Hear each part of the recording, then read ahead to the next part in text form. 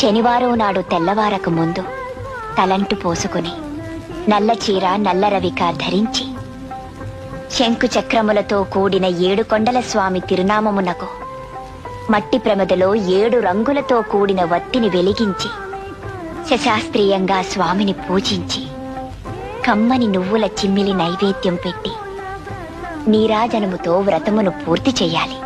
తిరిగి సాయంత్రం వరకు ఉపవాసం ఉండి స్నానము చేసి పసుపు చీర పసుపు రవిక ధరించి వ్రత విధానము సాగించి స్వామికి ఇష్టమైన చక్కెర లడ్డూలను నివేదనము చేసి నీరాజనమునిడి ఒక అతిథిని ఆహ్వానించి భోజనాదులతో సత్కరించి అతిథి భుజించి విడిచిన ఒక మెతుకును అమృతమస్తువని ఆరగించాలి.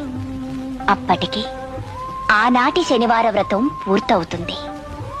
ఈ విధంగా 7 శనివారములు వ్రతమును చేసినచో